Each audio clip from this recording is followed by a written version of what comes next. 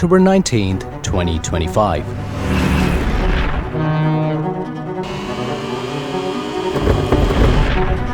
At around 9:30 a.m., a white truck equipped with a hydraulic bucket and a ladder was speeding along the Seine River. Its target?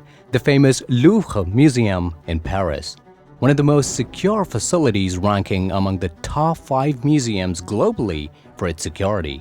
However, on this fateful day, everything was about to change. The truck arrives at the river-facing end of the museum, called Balcon des Charles, and backs up to line itself to gain access to the second floor of the gallery. 2 men dressed as construction workers with helmets and balaclavas hop out of the vehicle, climb inside the bucket, and lift themselves up to the second floor balcony. On the same morning of the heist, the museum's own union issued a public statement about the, quote, destruction of security jobs at the museum. Coincidence? Or did someone already know what was coming? Moreover, why one specific CCTV camera was facing the opposite side of the gallery, creating a clear blind spot? This is the story of the 2025 Louvre Museum heist, the one the French authorities already saw coming, and this is how it all went down.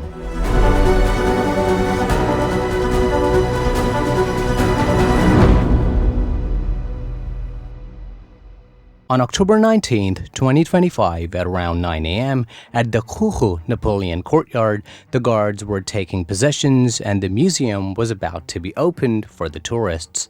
Half an hour later, on the riverside of Balcon des Charles, 2 men, after hopping into the balcony, pulled out an angle grinder and started cutting through the thick glass of the balcony door. Few onlookers on the main street were watching everything in real time. However, they suspected nothing, as they assumed there must be some maintenance or repair work taking place at the museum.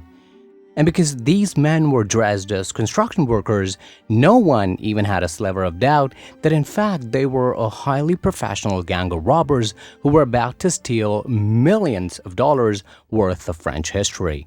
Within a couple of minutes, the robbers successfully sliced the glass clean and broke into the grand hall of the museum called Galerie d'Apollo, or the Apollo Gallery.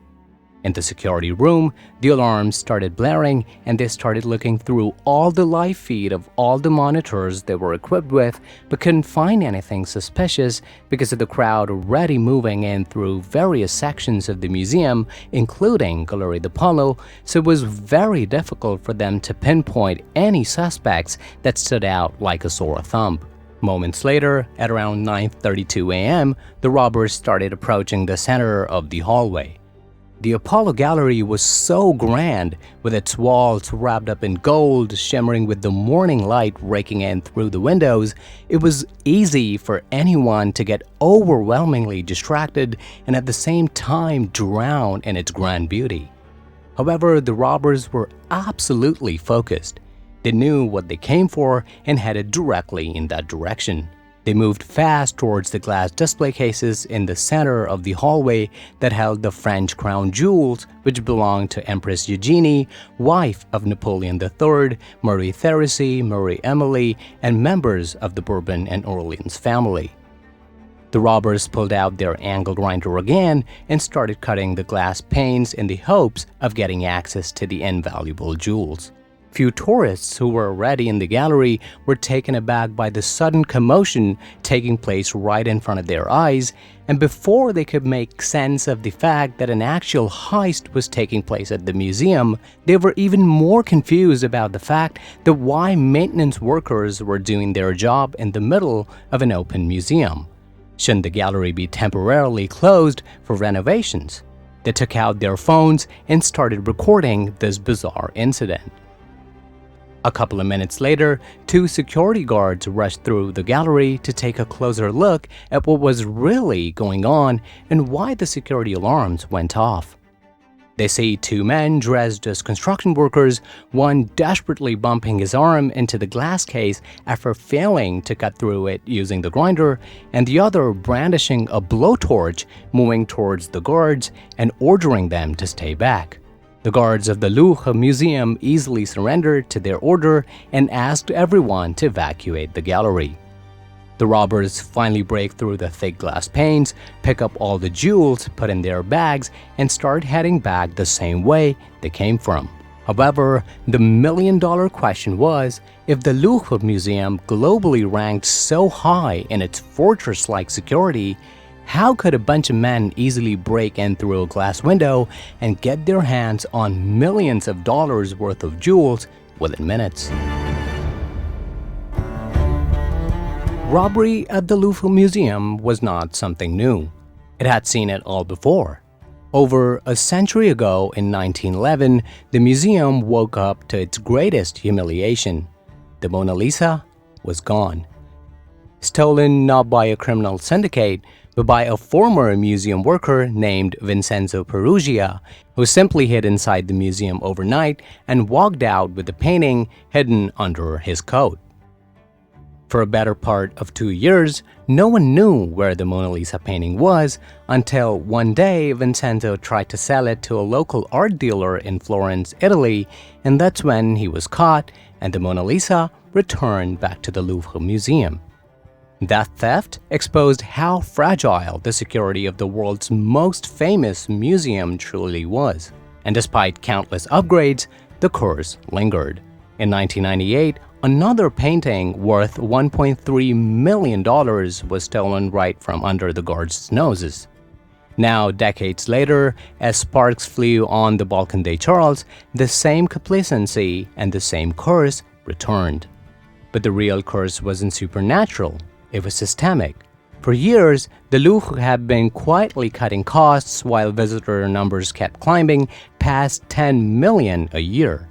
By 2025, nearly a third of its security staff have been terminated, leaving vast halls and galleries watched by only a handful of tired guards. The warning signs were there. On October 19, 2025, the same day as the heist, the Union Sindicale Solidaris issued a public statement condemning what they called, quote, the destruction of security jobs at the museum. They warned that safety standards had reached a breaking point. And that very morning, as alarms blared and phones rang unanswered, those warnings became a reality. According to the French authorities' speculations, the robbers were highly professional and knew about the blind spots around the museum. They had performed a detailed reconnaissance before the heist and knew exactly what part of the museum would be devoid of any security guards and would serve as the easiest breach point. October 10, 2025. A report regarding a missing white utility truck is submitted to the local authorities, but they fail to track the vehicle. 9 days later, the same white truck appears speeding down the Seine riverfront alongside the Louvre Museum. Two robbers dressed as construction workers hop out and set traffic cones on the side of the road to make it appear as a legitimate maintenance job. In Paris and in many other European cities, historical buildings require regular maintenance, and teams of workers in high-visibility vests are a regular sight throughout the year. The robbers knew that most of the people and even the law enforcement were so accustomed to this sight that it didn't raise any red flags. It's like being visible is the best way to become invisible. And that's exactly what they planned for. They hop in the hydraulic bucket of the truck and start ascending to break in the museum building. Meanwhile, a few blocks away from the museum, two more robbers in same outfits wait in an alley, ready to respond on a pre-calculated time window. They take a look at their watch, signal each other, and start speeding down the road to rendezvous at the pre-decided location. At around 9:36 a.m., the robbers break into the Galerie de Polo and start smashing the glass cases holding the French crown jewels. It takes them just 4 minutes to break through the glass panes while simultaneously fending off the museum guards who were not equipped with any weapons and had no prior training when confronted with a situation like an armed robbery.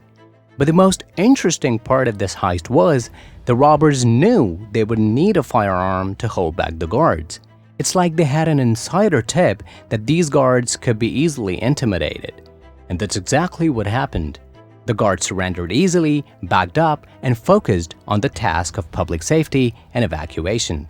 At around 9:45 a.m., the robbers, after filling their bags with hundreds of millions of dollars worth of precious jewels, hop out the same broken window, descend down the hydraulic ladder, hop on the waiting scooters, and flee the area, blending easily in the morning traffic.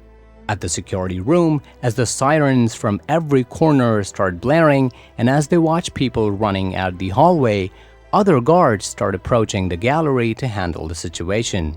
But by this time, the robbers were gone. The security calls for backup and multiple police vehicles start closing on the museum from multiple directions. In the midst of all this chaos, the robbers accidentally dropped the precious crown of Empress Eugenie while fleeing the museum and didn't even realize they had lost one of their most prized loot. The police arrived on the scene within minutes after the heist, however, it was too late. And now the French authorities' only focus was to find and apprehend the robbers as quickly as possible. After the robbery, the French police sealed off the area, tracing the robbers' path from the Balcon des Charles to the narrow exit road along the Seine. Surveillance cameras confirmed the escape: 2 motor scooters speeding off, each carrying a bag of stolen jewels. Minutes later, a few meters away from Balcon des Charles, officers found a crown, damaged with several gemstones missing. It had fallen during the escape. For investigators, it was the first physical proof connecting the heist to the Apollo Gallery. The investigators then started digging through hundreds of hours of Louvre surveillance footage and cross-referencing employee logs that led to one shocking revelation. The camera mounted near Balcon des Charles had been mounted in a way that faced the opposite side of the gallery, creating a clear blind spot for the robbers to climb through. And the Louvre security staff never bothered to correct its orientation for reasons which are still under investigation. Few days into the investigation, the forensics team picked up multiple DNA evidence from the broken glass cases and a recovered scooter found near Boulevard Périphérique, which is basically a ring road surrounding the city of Paris, after the robbers abandoned the scooter and fled to A6 autoroute in a car. The authorities matched the prints and DNA to their database and find 2 suspects who were already on the police list from past burglary cases. By October 25, 2025, these 2 were tracked down at Charles de Gaulle International Airport, where they were arrested by the French police right before they were trying to board a flight to Algeria. By October 29th, 5 more suspects, including a 38-year-old woman, were detained on the charges of criminal conspiracy and organized theft. One suspect, who is believed to be a part of the motor scooter team, is still at large. And for the stolen precious jewels, except for the damaged crown of Empress Eugenie, every other jewel is still missing, and no one knows where they are.